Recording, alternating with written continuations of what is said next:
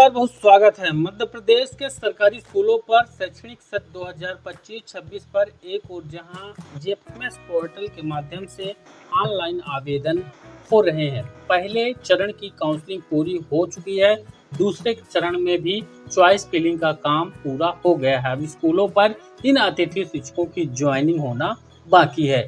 दूसरी तरफ जहां पर अतिथि शिक्षकों की नियुक्तियां ऑफलाइन हो रही हैं, उन ऑफलाइन नियुक्तियों को लेकर एक नया आदेश नए निर्देश के साथ जारी किया गया है।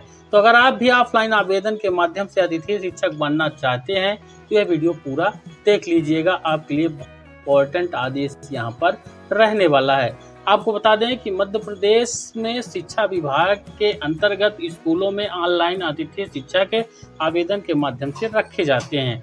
वहीं दूसरी तरफ जनजाति विभाग की जो स्कूलें हैं वहां पर ऑनलाइन स्कोर कार्ड जनरेट होना चाहिए, लेकिन आवेदन ऑफलाइन करना पड़ता है। तो ये जो आप इस आदेश में निर्देश देखेंगे वो जनजाति यानी ट्राइबल विभाग की स्कूलों के लिए नए निर्देश इस आदेश में दिए गए हैं। तो वीडियो बहुत ज़्यादा इंपॉर्टेंट होगा, इसको अंत तक जरूर देखिएगा। आपके सामने यहाँ पर आप देख पाएंगे कुछ निर्देश हैं, तारीख आपको जरूर बताएंगे कब से आवेदन है। अतिथि शिक्षकों के पैनल क्रम में आमंत्रण हेतु जेपीएस पोर्टल में संबंधित शिक्षक का सत्यापन और स्कोर कार्ड वगैरह 3.0 पोर्टल से होना अनिवार्य है, यानी जिनकी आईडी बनी हुई है।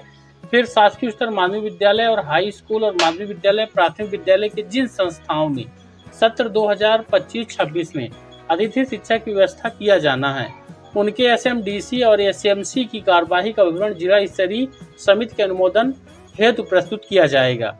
साथ ही समिति के समक्ष उक्त संस्थाओं में विषयवार स्वीकृत भरा और रिक्त पद की संकलित जानकारी अवलोकन हेतु रखी जाएगी।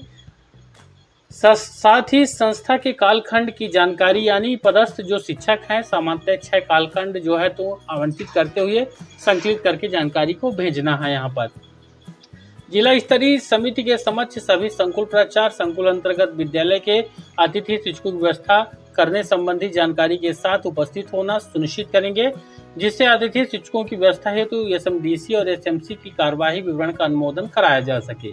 इस हेतु कार्यवाही विवरण की सुवाच्य एवं स्पष्ट प्रतियां होनी चाहिए।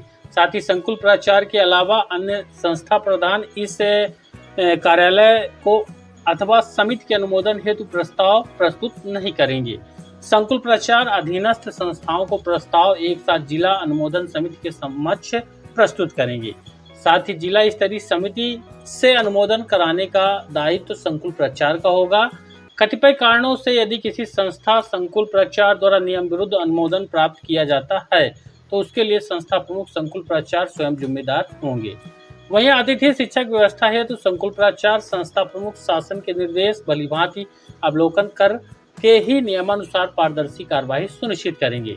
साथ ही अतिथि शिक्षक व्यवस्था हेतु तैयार अनुमोदित पैनल में वारीता ही आमंत्रित किया जाएगा। संबंधित आवेदक द्वारा लिखित असहमति देने पर ही अगले क्रम के आवेदक को आमंत्रित किया जाएगा। लोक शिक्षण संचालनालय के द्वारा जारी क्रमांक 2013 दिनांक 4/7/2019 की कंडिका 3.1.2 में उल्लेखित अनुसार उस श्रेणी में पाए जाने वाले अतिथि शिक्षकों को विद्यालय में नहीं रखा जाएगा जिनका रिजल्ट 30% से कम रहा है। विगत सत्र 2024-25 में कार्यरत अतिथि शिक्षक द्वारा जिस विद्यालय में कार्य किया गया है उसी विद्यालय में अतिथि शिक्षक द्वारा आवेदन की स्थिति में प्रथमतः उसे उपस्थित कराए की कार्यवाही की जाएगी। यानी पहले स्टेप में पिछले साल जो काम कर रहे थे, यदि गत वर्ष 2 या अधिक रिक्तियां थी, इस वर्ष 1 रिक्ति है, तो ऐसी स्थिति में संबंधित सर्वाधिक स्कोर कार्ड वाले अतिथि शिक्षक को उपस्थित कराया जाएगा।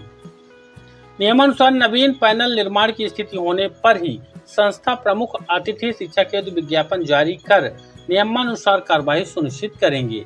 यहाँ पर आप देख पाएंगे विद्यालय द्वारा आवेदन प्राप्त करना जिनका स्कोर कार्ड उपलब्ध है उनको दिनांक 15/7/2025 से 18/7/2025 की तारीख यहाँ पर रखी गई है। साथ ही एसएमसी एसएमडीसी की बैठक 19/7/2025 को की जाएगी। जिला स्तरीय समिति के समक्ष अनुमोदन हेतु प्रस्ताव 23/7/2025 से 26/7/2025 तक रहेगा। अनुमोदित पैनल अनुसार अतिथि शिक्षकों का आमंत्रण दिनांक 29/7/2025 से 31/7/2025 तक किया जा सकेगा। अतिथि शिक्षकों को विद्यालय में उपस्थित कराना 1/8/2025 से यहाँ पर बताया हुआ है। ये बता दें, जनजातीय कार्य विभाग के द्वारा ऑफलाइन नियुक्तियां हर शैक्षणिक सत्र में की जाती हैं, लेकिन online score card FMS portal से उनके बने होने चाहिए। इनके आवेदन संबंधित विद्यालय में जाकर करना है।